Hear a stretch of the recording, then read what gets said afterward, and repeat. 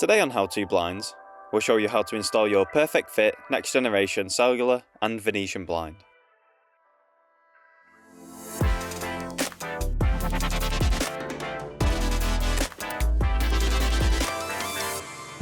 First, we'll install our brackets into each corner of the window.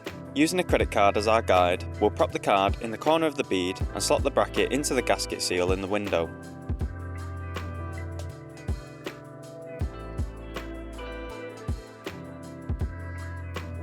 Now we can install the blind. Going from top to bottom, clip your frame into the brackets on either side of the window. The frame may land on the wrong side of the bracket, so gently pull across and clip in. Finally, we'll check the operation of the blind.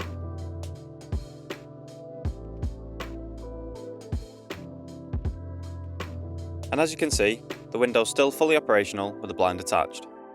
The cellular blind also has the option to be motorised at a bead depth of 24mm and over. Your Venetian blind can be installed the exact same way, and that's how to install your perfect fit next generation cellular and Venetian blind. Thanks for watching, and remember to like and subscribe for more on How To Blinds.